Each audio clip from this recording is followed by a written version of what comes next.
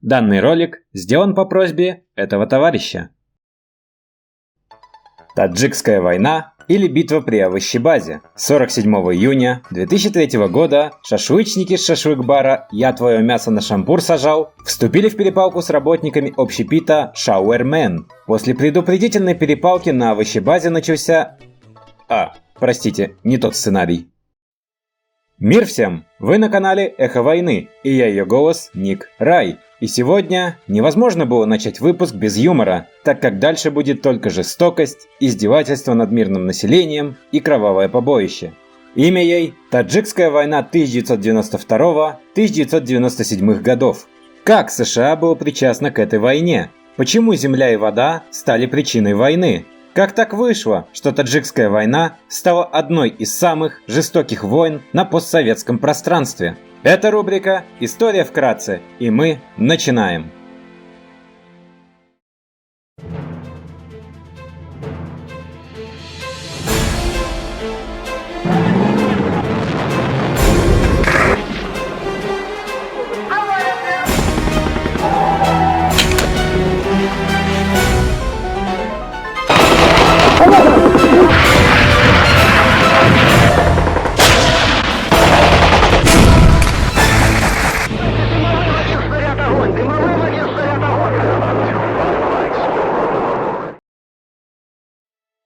Начнем с причин. Почему все так произошло? Во-первых, это геополитический интерес США и части стран Европы. Уничтожение СССР как международного конкурента давало больше пространства на рынке и возможность выкупа ресурсов и предприятий бывших стран Союза за бесценок. Во-вторых, это экономический и экологический кризис. К 90-м годам в Таджикистане происходит демографический взрыв, а также запредельное использование пахотных, пастбищных угодий и водных ресурсов, что не способны обеспечить растущее как на дрожжах население. Для понимания, в 1989 году Таджикистан произвел на душу населения 60,1 килограмма зерна. Это 160 грамм зерна на день. Также был и интерес у Афганистана и стран-сторонников ислама. Афганистан искал рынок сбыта наркотических средств, а страны-сторонники хотели, чтобы еще одно государство стало исламским, чтобы расширить свое влияние. Эти и другие причины привели к митингу в Душанбе с 12 по 14 февраля 1990 года. Митинг носил не только антиправительственный характер, но и националистический. Избивали русских, громили их квартиры, а лозунгами стали «Таджикистан для таджиков» и «Русские, убирайтесь в свою Россию». Это привело к исходу русскоязычных из республики. События в Москве 1991-го привели к внутриполитической войне между различными кланами, действовавшими еще при Советском Союзе. Периодически собирались митинги от разных партий. На площади Шахидон митинговала оппозиция, в основном поддерживаемая выходцами из Гарма, Бадахшана и Матчинского района Ленинабадской области, а на Азади – сторонники правительства из Ленинабада, Гиссара и Куляба. 29 апреля 1992 года в ответ на восстановление Сафарли Кенджаева спикером Верховного Совета оппозиция захватила телевидение и заблокировала подъезды к городу. На сторону оппозиции перешел советник президента по обороне, отдав 200 единиц огнестрельного оружия и 4 бронетранспортера. Кенджаев ушел в отставку, и в ответ на это был организован митинг в поддержку Кенджаева. 1 мая президент Набиев издал указ о формировании особого батальона Национальной гвардии и санкционировал раздачу своим сторонникам на площади Азади 1800 автоматов. Спустя несколько часов после этого группы молодых людей, объединяемые термином «Молодежь Душанбе», захватили телецентр и передали его под контроль оппозиции. Вооруженные столкновения за овладение ключевыми правительственными зданиями в Душанбе продолжались весь следующий день.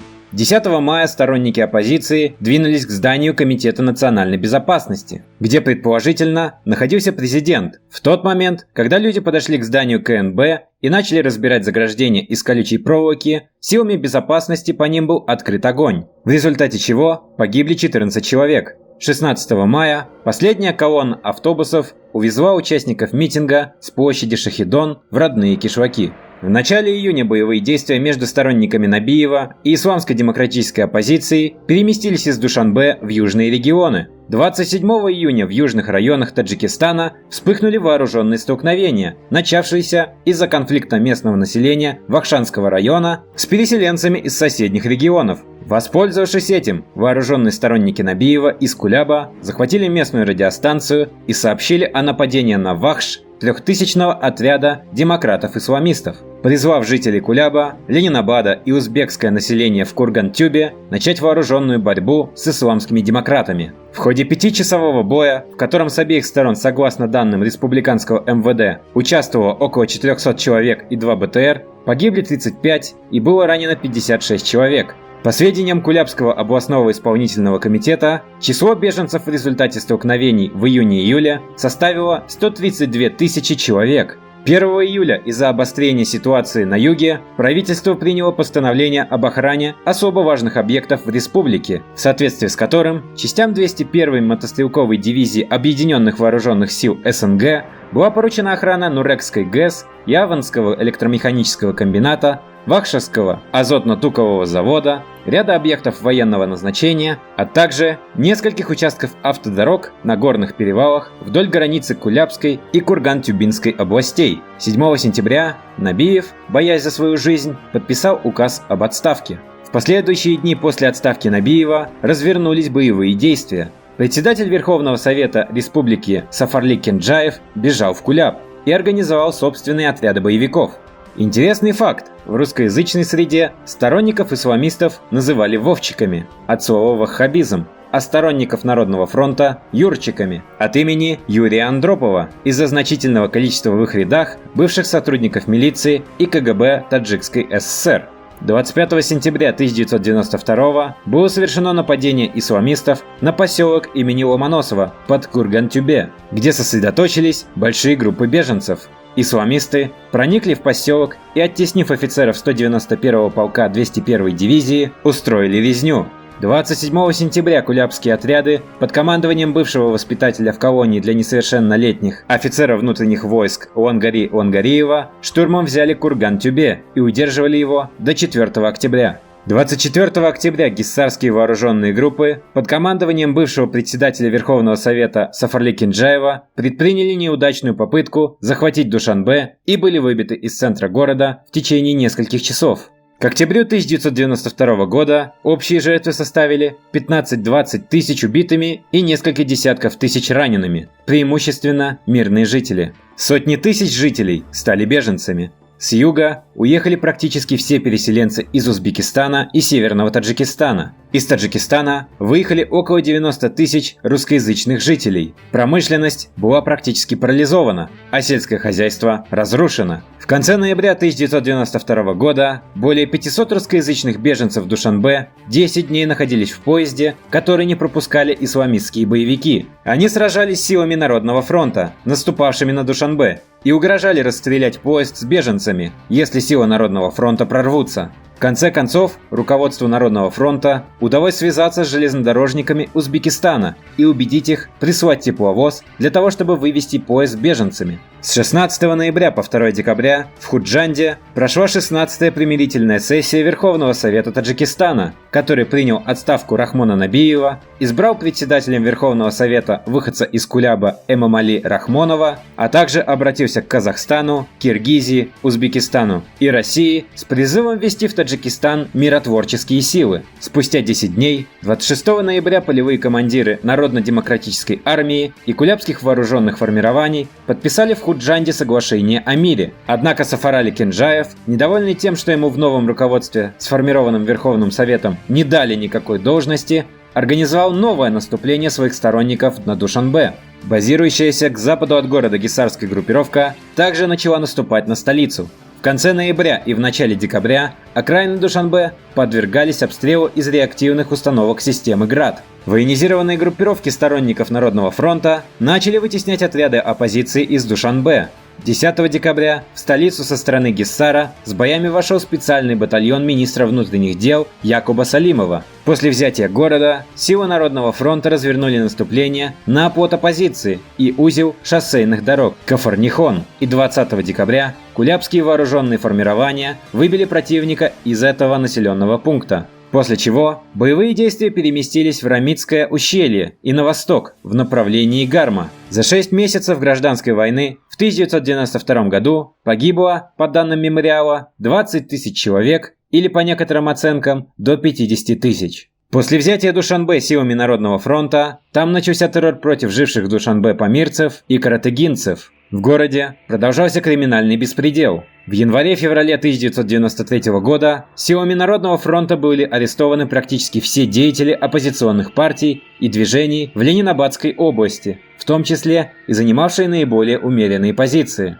В начале 1993 года основные боевые действия переместились в Каратагин. Неспокойная ситуация складывалась на таджикско-афганской границе, где свою службу несли российские пограничники. С весны боевики таджикской оппозиции при поддержке афганских маджахедов неоднократно пытались совершить прорыв границы. Рано утром 13 июля афганские маджахеды силами одного батальона, это около 200 человек, из числа военнослужащих 55-й пехотной дивизии афганских вооруженных сил и боевиков таджикской оппозиции прорвались на территорию Таджикистана, вступив в бой с 12-й заставой российских погранвойск.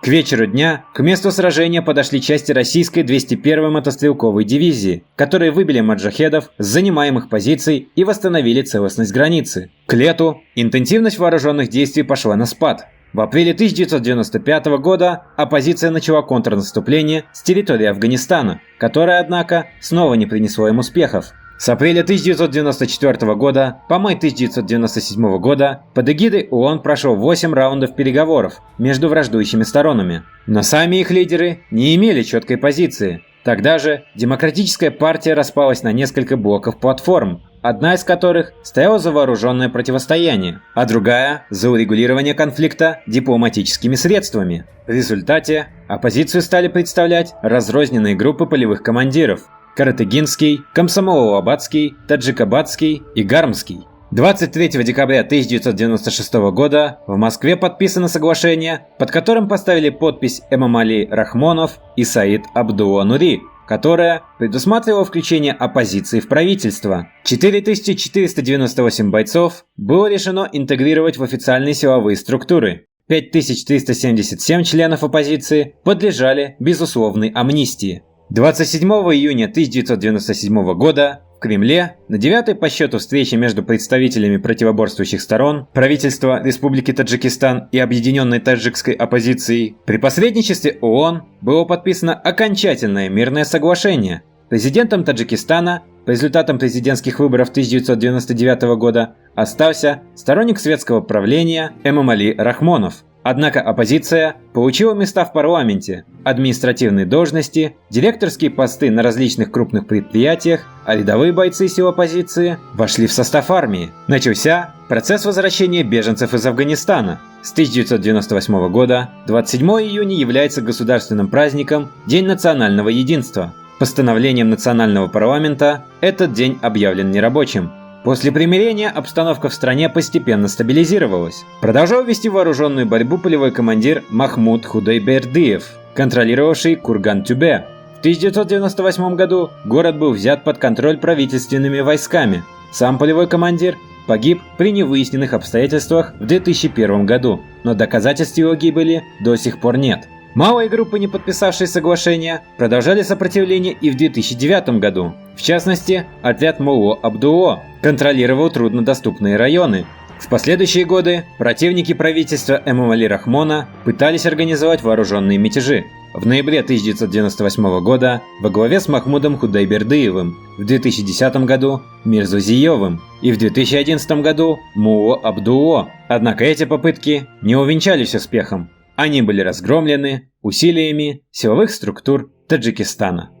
Товарищи, вы, наверное, думаете, почему «Эхо войны» перестало делать подробные разборы войн с иллюстрацией конфликта в играх? Отвечаю. Уже больше месяца я делаю видео по заказу другого подписчика, который просил ролик про Ирано-Иракскую войну. Сейчас готово больше половины ролика, но мне надо записать еще 2 достаточно крупных блока. Из-за этого сейчас я делаю рубрики «История вкратце» и «Творцы истории», чтобы вы, мои дорогие зрители, не заскучали. Я постараюсь сделать все как можно скорее, и после выпуска ролика я вновь продолжу делать подробные разборы войн со вставками из игр, и не буду забывать о новых рубриках. А на сегодня это все. Пишите в комментариях, на какую тему вы хотели бы следующий ролик. В заключении хочу пожелать вам только одного. Мир вам всем! И пусть войны остаются чернилами на бумаге.